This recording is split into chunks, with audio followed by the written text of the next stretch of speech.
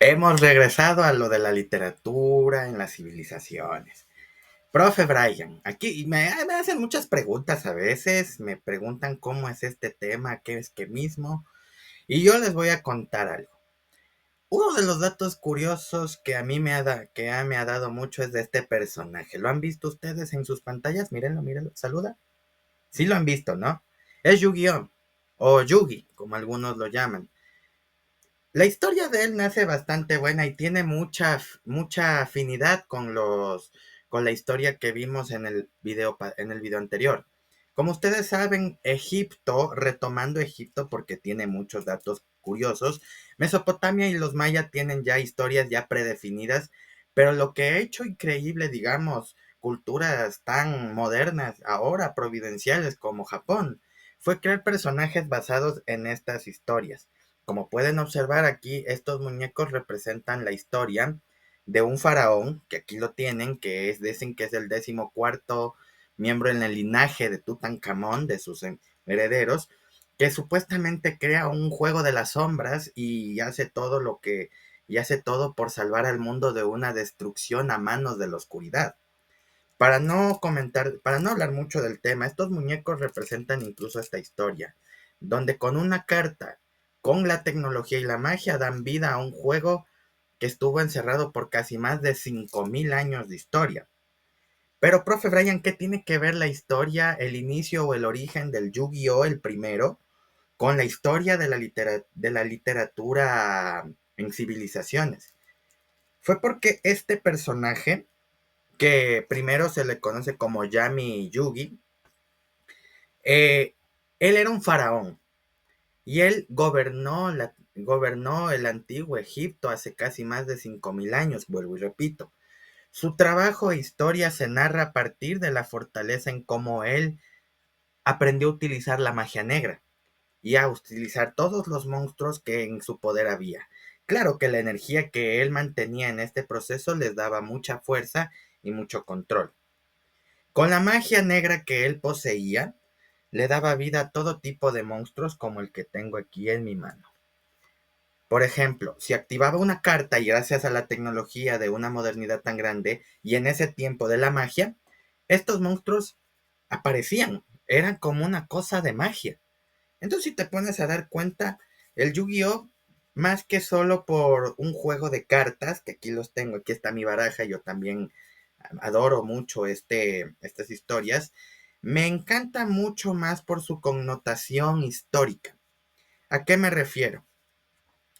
Las cartas de Yu-Gi-Oh, cuando ya da todo el proceso, todos empiezan a pelear, es la otra cosa que me gusta de este anime manga, por ejemplo, que el Yu-Gi-Oh no resuelve los conflictos a golpes, mucho, sino resuelve también los conflictos a través de duelo de cartas, donde todas las personas estratégicamente eligen barajas para formar un deck, como ahora se le conoce, y pelear con todo. Ahora, estoy buscándoles una carta que yo poseo de mi mano, en donde hay una connotación histórica, que es esta. En español se llama la carta del cetro y el ojo milenario, donde como pueden ver, este ojo siempre aparece incluso en jeroglíficos de las pirámides. De hecho, hay un dato curioso que habla de esta carta en particular, si lo ven, ¿no? Ahí está. La parte, la parte básica de esta carta es en cuanto a los artículos. Como ustedes saben, en Egipto, una de las partes literarias del Egipto era en cómo representativamente mostraban la importancia de los tesoros que el faraón tenía y cómo ellos lo realizaban. Entonces, si te pones a dar cuenta, todo esto era un conglomerado histórico, ¿ya? Ahora, vamos a hacer lo que les dije al comienzo. Durante mi proceso de clases yo me mantuve al margen estudiando mucho acerca de esto. Miren, soy de la Salesiana también. Y me ha encantado mucho hacer estudios y análisis respecto al juego de cartas de Yu-Gi-Oh, pero a través de la historia. Como todos ustedes saben, cada carta también tiene un significado. Miren, aquí está Cambio de Corazón, Kaiser el Rudo. Mi carta, no tengo cartas favoritas porque no, la carta que me gusta no las tengo aquí. Ojalá algún día lo consiga. Pero el dato curioso real de esta clase literaria es que decían que todos los monstruos del juego de cartas en el proceso que vive Yu-Gi-Oh y sus amigos viven un mundo grande donde tratan de averiguar el origen del mal. Otro dato curioso también está en las famosas cartas de los dioses egipcios. De hecho, esta es mi carta favorita de dios egipcio, el dragón alado de Ra. Este dragón tiene connotaciones, y si han escuchado, ¿no? Suena a uno de los dioses del Egipto, llamado Ra, el todo soberano dios del sol, dios de los cielos. Entonces, si aquí ven en la carta de esta brilla, el dragón alado de Ra es una de las cartas más representativas de este juego. Si te pones a pensar por un instante de este lado y de este otro lado, puedes darte cuenta que incluso el antiguo viaje de los dioses egipcios narran a partir de que el único que puede manejar la fuerza de estos es el faraón mismo. Poco a poco vamos descubriendo en esta historia de Yu-Gi-Oh! Que habrán personas que conocen el tema. Por ejemplo, hay cuidatumbas que tienen la misión de esperar misiones un poco fuertes de sus costumbres antiguas hasta la espera de soberanos o de todo ese tipo de personajes que cuidaban mucho el ideal del trabajo en equipo. ¿Qué quiere decir esto? Hay palabras o historias también que nacen de este cuento, de esta historia, de este anime manga que se llama Yu-Gi-Oh! Pero yo hablo del primero. Los consecuentes ya van un poquito fuera de la historia egipcia que yo he estado estudiando. Eh, También está incluso los valores en la que las antiguas escrituras de esa época tenían un gran valor sentimental. De hecho, como pueden ver aquí, hay una similitud grande en todo el escrito. Y hay algunas explicaciones mayormente abiertas a la explicación. Por ejemplo, los artículos del milenio, el rompecabezas, el ojo, el collar, la, la sortija. Esos 7 artículos hacen reflexión o representan los tesoros de un faraón que desde hace miles de años se preservó. Y no es que son solo artículos de bisutería, sino que eran artículos mágicos con habilidades especiales. Pero, profe, me han de preguntar algunos, ¿por qué usted habla acerca de Yu-Gi-Oh como si hubiera realmente existido? Usted sabe que las historias son tomadas por cualquier cosa para llamar la atención del público. Como esta historia fue hecha en el 2000, casi 2001, 2002, 2003, la primera historia de Yu-Gi-Oh, el antiguito, tiene mucha verdad. Porque como pueden ver, y si ustedes revisan los capítulos, de hecho en YouTube pueden ver con las reacciones de otro youtuber que está también intentando relacionarse con su público. Me gusta mucho, por ejemplo, y les voy a poner en extractos, por ejemplo, cuando hablan acerca de las similitudes con los monstruos, las iniciaciones que realizaban en la época de manera espiritual con la literatura.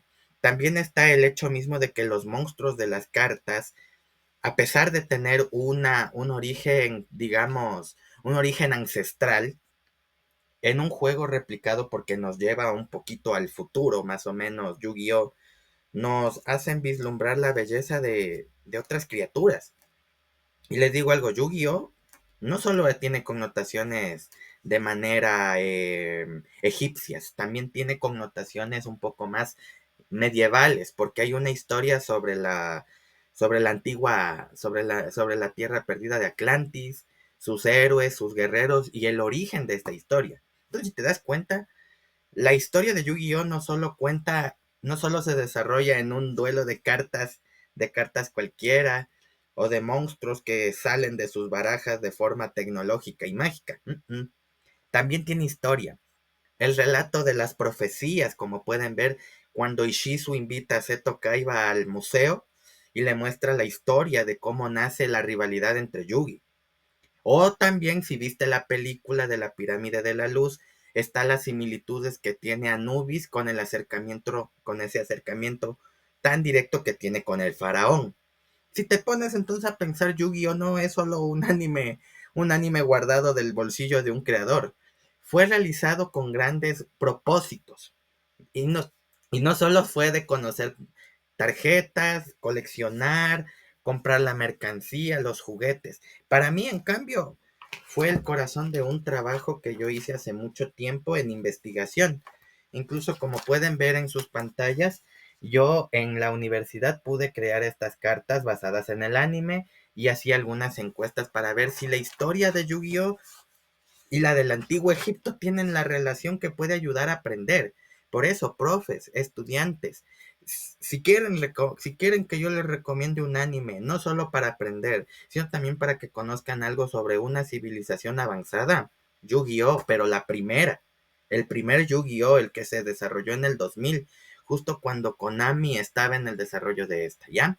Y no se preocupen que todavía tengo más al momento porque voy a grabarles en pantalla un regalo para todos ustedes. Yo sé que el profe Brian no les ha dado regalito, sé que quieren algo interesante, pero con todo lo que tenemos, es un tema que a mí me agrada mucho. Por ejemplo, Egipto es una de mis civilizaciones favoritas, al igual que China, Mesopotamia, los Maya y los demás.